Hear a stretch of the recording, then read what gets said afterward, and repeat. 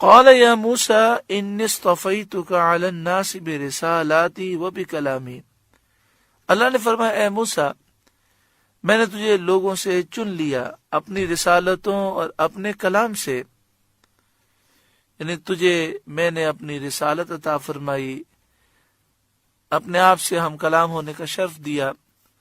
فخذ ما آتیتک وکن من الشاکرین، تو لے جو میں نے تجھے عطا فرمایا اور شکر والوں میں ہو۔ وَكَتَبْنَا لَهُ فِي الْأَلْوَاحِ مِنْ كُلِّ شَيْءٍ مَوْعِظَةً، اور ہم نے اس کے لیے تختیوں میں لکھ دی ہر چیز کی نصیحت، وَتَفْصِيلًا لِكُلِّ شَيْءٍ، اور ہر چیز کی تفصیل۔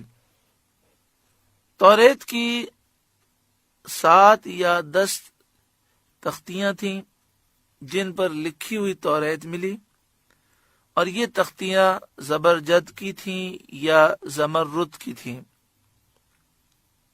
فَخُذْهَا بِقُوَّةٍ، اے موسیٰ اسے مضبوطی سے لے، وَأْمُرْ قَوْمَكَ يَأْخُذُوا بِأَحْسَنِهَا، اور اپنی قوم کو حکم دے کہ اس کی اچھی باتیں اختیار کریں، یعنی اس کے احکام پر عمل کریں۔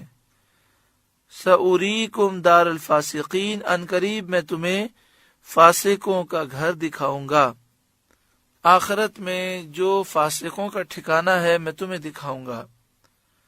حضرت حسن اور حضرت عطا نے کہا کہ فاسقوں کے گھر سے جہنم مراد ہے۔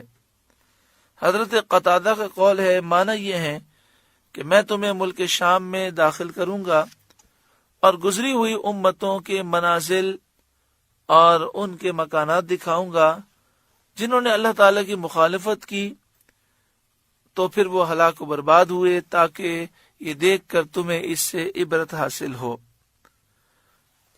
ایک قول یہ ہے کہ دار الفاسقین سے فرعون اور اس کی قوم کے مکانات مراد ہیں جو مصر میں ہیں۔ ایک قول یہ ہے کہ اس سے کفار کے منازل مراد ہیں، اور ایک قول یہ ہے کہ عاد و سمود اور ہلاک شدہ امتوں کے منازل مراد ہیں جن پر عرب کے لوگ اپنے سفروں میں سے ہو کر گزرا کرتے تھے۔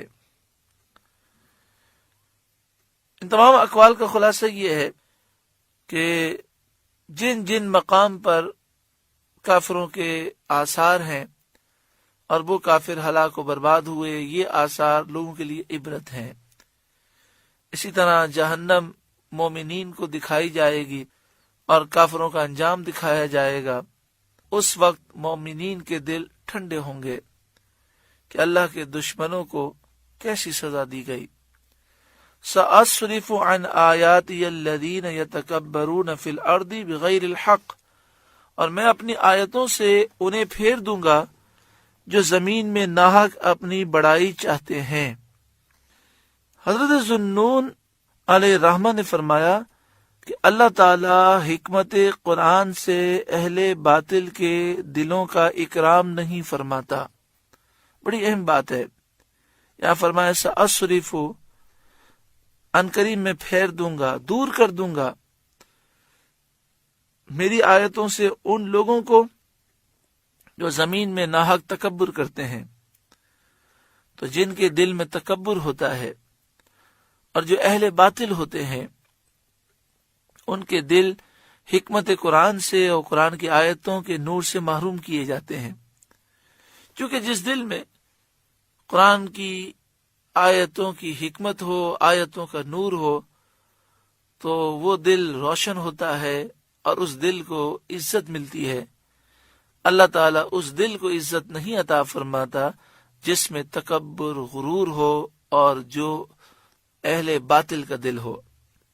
حضرت عبداللہ بن عباس رضی اللہ تعالیٰ عنہ نے فرمایا، مراد یہ ہے کہ جو لوگ میرے بندوں کو تجبر کرتے ہیں، میرے بندوں پر ظلم کرتے ہیں اور میرے اولیاء سے لڑتے ہیں، میں انہیں اپنی آیتوں کے قبول اور تصدیق سے پھیر دوں گا تاکہ وہ مجھ پر ایمان نہ لائیں۔ یہ ان کے عناد کی سزا ہے کہ انہیں ہدایت سے محروم کیا گیا۔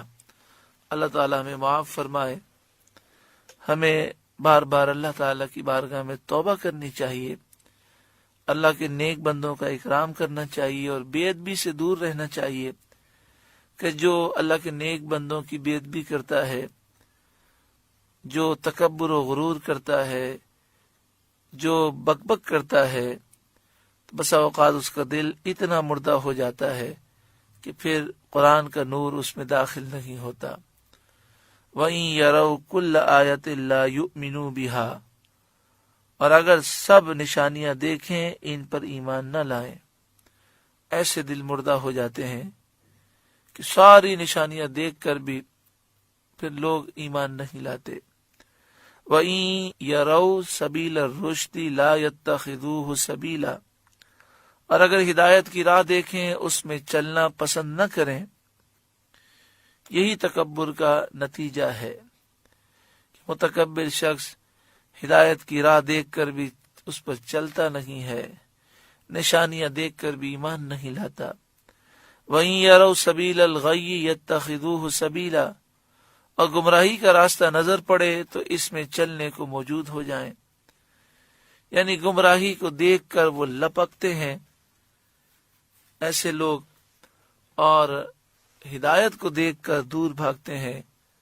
آج غور کرنا چاہیے کہ کہیں ہمیں ہدایت سے دوری تو نہیں، نیکیوں میں بے لذتی تو نہیں، 4 رکعت فرض عصر کے پڑھے نہیں جاتے، اور نکاح کی محفل میں حاضر ہونے کے لیے 1 گھنٹہ لوگ کھڑے ہوتے ہیں، 1 گھنٹہ مسجد کے باہر کھڑے ہونے کے لیے تیار ہیں، لوگوں کو خوش کرنے کے لیے اپنی نیند قربان کرنے کو تیار ہیں، لیکن رب العالمین کی بارگاہ میں جھکنے کے لیے تیار نہیں۔ کتنی بڑی محرومی ہے۔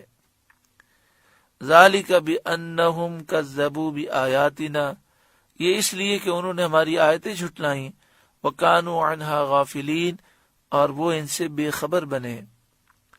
وَالَّذِينَ كَذَّبُوا بِآيَاتِنَا، اور جنہوں نے ہماری آیتیں جھٹلائیں، وَلِقَاءِ الْآخِرَةِ، اور آخرت کے دربار کو جھٹلایا، حَبِطَتْ أَعْمَالُهُمْ، ان کا سب کیا دھرا اکارت گیا، سارے ان کے اعمال برباد ہو گئے، دنیا میں جو کوششیں کی سب برباد۔ هَلْ يُجْزَوْنَ إِلَّا مَا كَانُوا يَعْمَلُونَ، انہیں کیا بدلہ ملے گا مگر وہی جو کرتے تھے، انہوں نے برے کام کیے تو ان کے لیے تباہی اور بربادی ہے۔ سورہ اعراف کا 17واں رکوع مکمل ہوا۔ اللہ تعالیٰ اس رکوع کے نور سے ہمارے قلوب کو روشن و منور فرمائے، اور اللہ تعالیٰ ہمیں ایمان کی دولت پر استقامت عطا فرمائے، ہمارے دلوں میں عاجزی انکساری عطا فرمائے، اللہ کے نیک بندوں کا ہمیں اکرام نصیب فرمائے، اور جو نبی اکرم صلی اللہ علیہ وآلہ وسلم، صحابہ اور اولیاء کے بے ادب و گستاخ ہیں، ان سے اللہ ہمیں دوری نصیب فرمائے۔